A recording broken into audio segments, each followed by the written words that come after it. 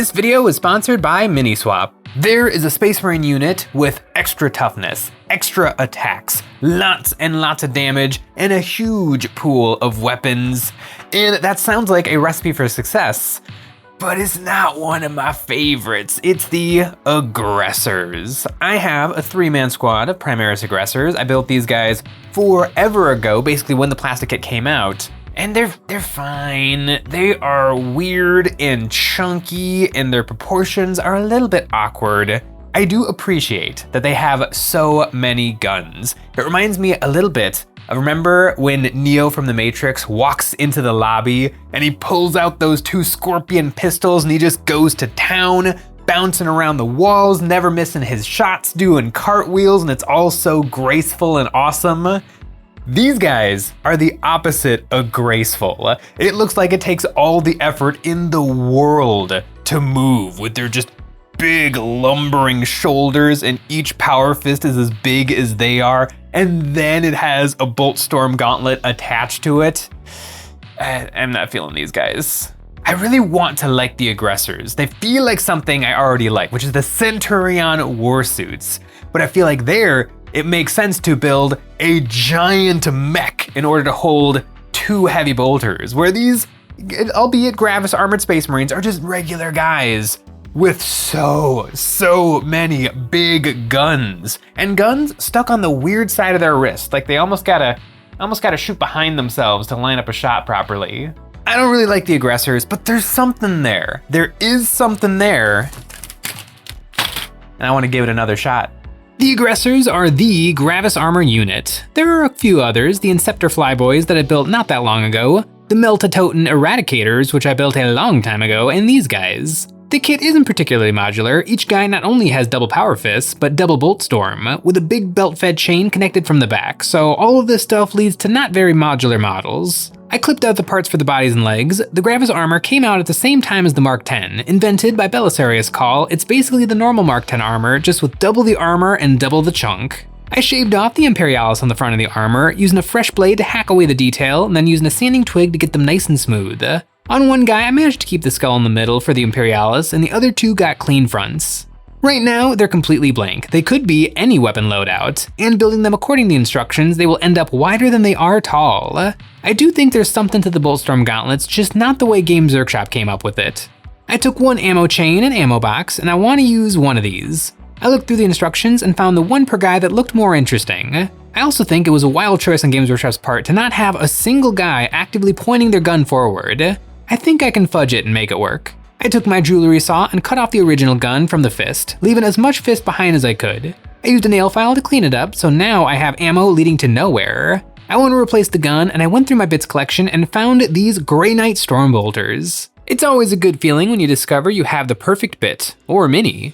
And speaking of clearing out your pile of shame, today's sponsor, Miniswap, a marketplace designed for buying and selling miniatures. Miniswap is the perfect place to go if you want to offer your old minis online without paying out the nose like other online marketplaces. If you're worried about variety, they already have you in mind. They've got a comprehensive catalog of every Games Workshop miniature ever made, and are working to expand their offering of other miniature games. Searching for the miniatures you want is easy with multiple search features, including being able to search by unit level data or creating alerts to let you know when that exact mini you want is available. Additionally, they've got a lot of listing features, allowing you, for example, to sell a whole army at once. Getting your pile of shame to be less intimidating has never been easier. I think the site is a great step forward for making miniatures accessible for everyone, and they're always developing new features like the ability to search for minis by color. If you've been watching EOB, you know I'm a big fan of purchasing and repurposing used minis like this. I'm very excited to see a site like this, built by dedicated hobbyists who know all the little ins and outs that people want to see before they buy used minis. And on top of that, those same dedicated people are offering something very special through our channel. Right now, if you click the link in the description, you'll be able to sell your used minis with 0% commission fee for the next 90 days. And on top of that, if you're more interested in buying, clicking on that link will ensure you get free shipping on your first order.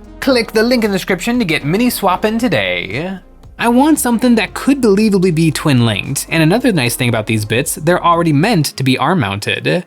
I clipped off the drum mag and then carved off a little more fist to make some room for the new gun. I'm gonna do 1 Stormbolter per guy.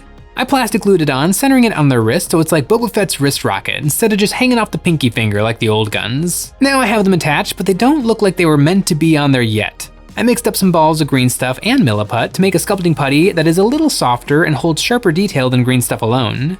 I took some of this goo and shoved it in between the Stormbolter and the hacked up ammo feed. I cut off the excess and then used my silicone sculpting tools to refine it, making a nice square smooth spacer in between my Kitbash and the OG kit. This took some fussing, but once it was done, I think it's pretty convincing. I'm sure after it's painted up, no one will even notice it's been customized. I now have some very aggressive looking aggressors, and their double gun is now a single gun, and that gun is a Stormbolter. I love Stormbolters for their absolute ridiculousness, taking 2 bolt guns, cutting the barrels off, taping them together, and then just sticking them onto some of the biggest power armor the Imperium can find. Now that I've got one of their weapon options situated, what to do about the other hand? I kind of don't want to do another power fist because it looks a little derpy to have 2 power fists, but it is what the model is. Like, they have twin linked power fists, and that should be represented by 2 power fists. So, and I don't know if I have more Gravis armor arms. This is gonna be a tricky one. While I was figuring out what to do, I decided to glue my guys together.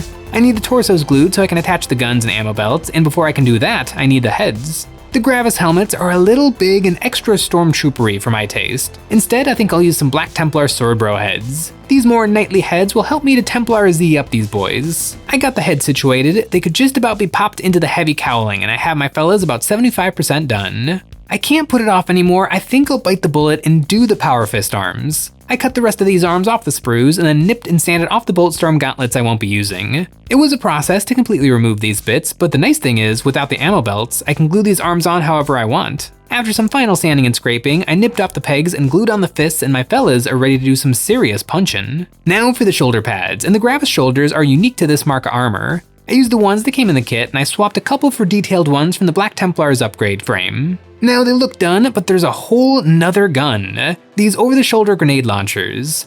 I really don't love how these look. It's kinda like a boombox. I dug around in my bits bin and I found some options. The Hunter Killer missiles from Rhinos would look good, but a little bit too big. The Super Frag rocket launchers from the Desolation Marines look very good, and I was very tempted. But sitting at the bottom of my bin was some of these.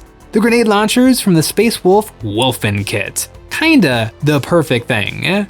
I drilled out the gun barrels of these Wolfen grenade launchers, and I widened the gap in between the backpack exhaust balls and the reactor, and then tucked these right in with some plastic glue. These bits also have some small chains of grenades that stick out the side. I guess these guys have about 4 shots each. Now my models are WYSIWYG. What you see is what you get.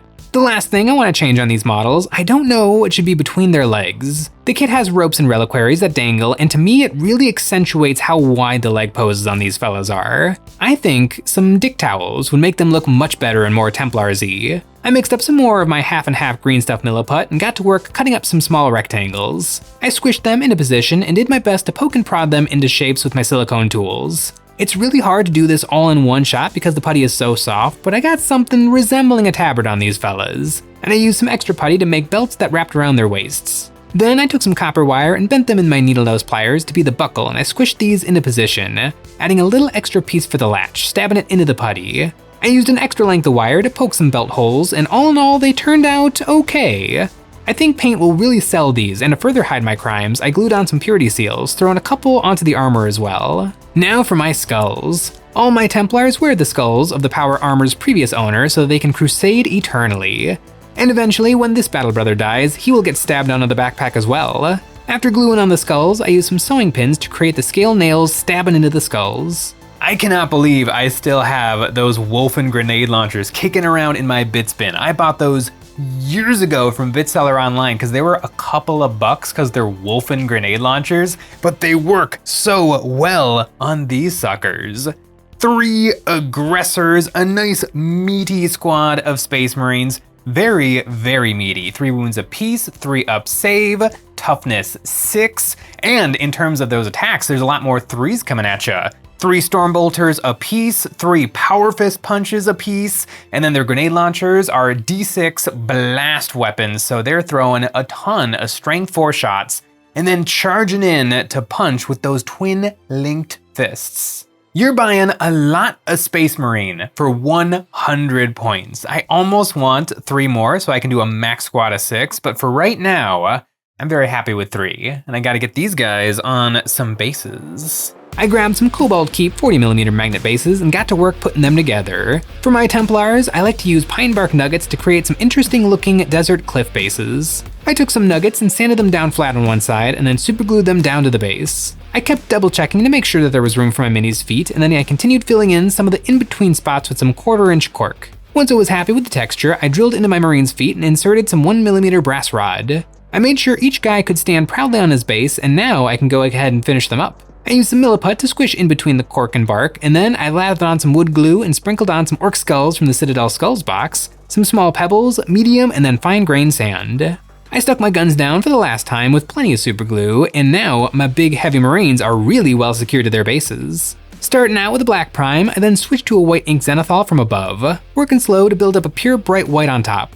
Then I gave them all a coat of satin varnish to protect this white ink. Now onto my Templar soup. This is a contrast paint mixture of Black Templars, Lamian Medium, and Leviathan Blue. I put this over all the armor, working quick so that the paint has time to sit on the model wet, and then flow away from the high spots and pool in the low spots. Then I made up a paint mix that matches the brightest spots of this contrast paint, but after doing some edge highlighting, I decided against brushing this on in favor of hitting these guys with some swipes of my dry brush. Their edges and details are very proud, and there's a lot of them, so the dry brush hit these all nice and quick.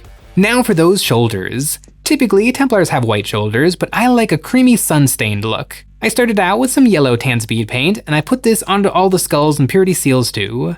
Then I took a brown speed paint and I put this over the bottom half of the shoulders, spreading this on and then quickly coming back with a clean brush to wipe it away, making a gradient from tan to dark brown on the shoulder pads. Once those are dry, I took my airbrush and gave the middle of each shoulder a small puff of white ink to brighten them up, and then I sealed in all the current paint with some more satin varnish to prepare the models for some decals. I have a ton of Templars decals. I started chopping them off the page and leaving them to soak on my palette. I started out giving each of them a little symbol on top of their round cowlings. Then some classic Templar symbols on their shoulders. I really like the variety there is in the modern Templars transfer sheet. Then I splashed out some more symbols on the power fists, a Templar's cross and a prayer sheet. A little something to make the weapons pop. Then I gave them another coat of satin varnish to knock down the decal shine. I'm warming up to the Space Marine Aggressors. They remind me a lot of one of my favorite Space Marine units, the Centurion Warsuit. Actually, in their Codex blurb, it talks about how they have a very similar role to the Centurion Warsuit.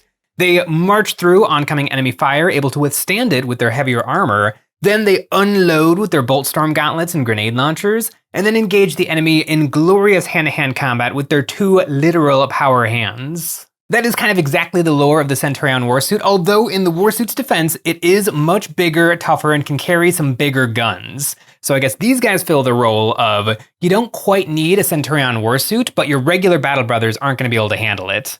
They're also kind of similar to Terminators, but again, not as tough, and they can't teleport.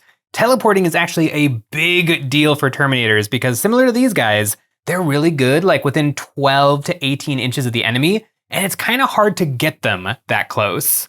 I'm still thinking of how I am going to deliver my aggressors, but before I can deliver them, I have to finish them. The next project to knock out are the weapons. I took some brown black speed paint and put this over all the guns, the grenade launchers, the ammo belt, and the storm bolters themselves. Once that was dry, I dry brushed all these parts with some silver paint. This 1-2 punch of contrast and silver highlights gives me some very good looking low effort weapons. Now for the red. I like to do my Templar's trim with red paint, and I threw a dark red over the shoulder trim and a couple of the storm bolters, and a little bit of the armor showing through on the grenade launchers. Then I began to highlight, starting with the red a little bit brighter than my base coats, hitting the top facing parts of the red armor. This was working, but it wasn't getting red enough fast enough, so I instead switched to some warm white paint, basically sketching on the highlights where I wanted them. Once those were on, I glazed some bright red over these highlights, and this turned them into those super bright saturated reds I was looking for. While I had the red out, I hit their eyes, making them extra red and glowy compared to my normal Marines. These suits are extra powerful, so obviously their eyes glow extra brightly, and I let the red spill out around their lenses. Red is an accent color on my Templar scheme, and another accent is yellow. I put this onto one of the storm bolters, and then on each of them, they got a red and yellow checkerboard knee. This is a crusade badge for my Templar's army. The crusade against Nyx blue orcs has been raging for hundreds of years now with no end in sight. Now for those custom tabards. I started out base coating them in a dark tan. Then I mixed in more and more light tan to make some highlight layers, and I started sketching on some wrinkles and folds into the cloth. I used scratchy wiggly brushstrokes to try and work in more texture than was really on there to help sell that these are heroic tabards blowing in the wind, instead of some amateur sculpting, and after about 5 layers, I think I got them looking pretty convincing. But you know what's always convincing? That's right, EonsOfBattle.com. On our website, we have all kinds of hobby goodies: army painter paints, brushes, texture paste, wet palettes, basing cork, decals, toppers and bits, and we have terrain. It's the best way to support us doing what we do by getting a membership. Each month, members get a credit good for any one terrain pack we have ever made, or the brand new one. Our new terrain for November, the Crashed Landers. These spaceships have all the trappings of grimdark futuristic flyers who have met their untimely end, dropping out of the sky to live out their days as dramatic terrain. With weapons, engines, armor, and rivets, these corpses were carrying some precious cargo that never made it to its destination. These ill-fated vehicles were designed by us and are available at EonsOfBattle.com. I used a little more dark brown to shade the recesses and blend some of my layers together, and then I noticed I totally missed the little wires running from the backpacks. I went back to my red to pick these out, and I touched up the skulls with some tan paint around the foreheads, eye sockets, and teeth, and then I did a little more highlighting with white paint on their domes, hitting the nails with some gunmetal paint. Now they're basically done. I gave them a once over and decided those decals are looking a little too decal-y. I put some of my Templar soup back into my airbrush and dusted this over the decals to give them some shading to match the armor. Then I took some gray paint onto a sponge and stamped this over the decals to make them look chipped and scratched to add a little bit more realism. Now they're ready for the final satin varnish, but not quite finished. The actual last step is a sponging of some silver paint chips all over their metal armor. Doing this after the varnish keeps these chips as bright and glittery as possible. The only thing left on these suckers are the bases, and these guys are on my classic Pine Bark Nugget Black Templars bases, but my first Aggressor squad are on these cork towers, and they're a little bit different. At the launch of Primary Space Marines, there was actually a lot of negativity about these new models, and some people didn't consider them real Space Marines. It did feel a little weird that I had my classic old school Black Templars army, and then I was gonna add these very different models to it. So my thinking was I was gonna make 2 different Space Marine armies, a new Primaris one, because I did think that the models were pretty cool and I wanted them, and then I would still have my classic collection. Nowadays, I just combine them all, and every model I paint, I just try to paint the best I can for my current Black Templars, but that is why these bases look the way they do. And I've got about 1,000 points of Black Templars on these bases, so one day I might get around to rebasing them, but for right now, I can do these guys perfectly. My Templar bases are incredibly simple. A watery spray of Vallejo earth to tint them a nice light brown, then a dry brushing of Pro Acryl Olive Flesh, and finishing off the base rims with some gloss black paint. Now for the finishing touches, some names. These are custom nameplates. Top supporters on our website get their names immortalized on members of my Black Templar Crusade. And we also sell these on our shop. I gave these a black prime, then a dusting of some gold paint through the airbrush. Then I dripped in some dark brown enamel panel liner, and once that was dry, I wiped it off the raised areas and left it in the recesses, and I attached these to my minis. 3 Space Marines in Aggressor armor, my second try at the Aggressor kit. The first try, I just did it exactly according to the instructions, although I got some aftermarket shoulder pads that are way too big and was not helping the sculpt at all. I think my subtle modifications have made these guys quite a bit more impressive. And now, what to do with them in game? They have 2 options in terms of what can lead them.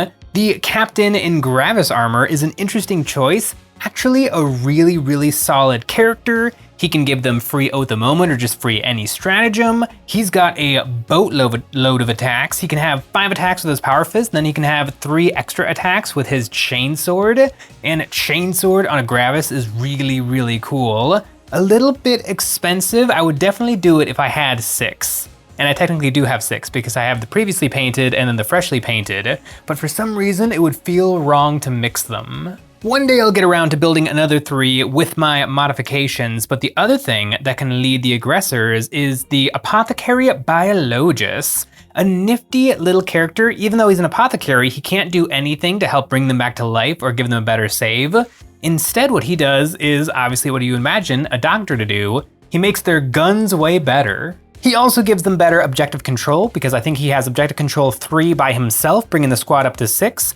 And if he manages to kill something in close combat, then I think he gets objective control 7, which would make them objective control 10. If somehow they all survived, he killed something, and then they're standing on an objective. I'm really coming around on the Aggressor squad. I like my little modifications, and at a cheap 100 points in game, I feel like you really can't go wrong. I think in terms of transporting them, I'm feeling drop pod.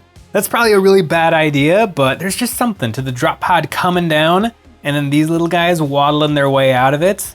I think that would be pretty darn cool. Thanks for watching. And don't forget to check out Miniswap, linked in the description below.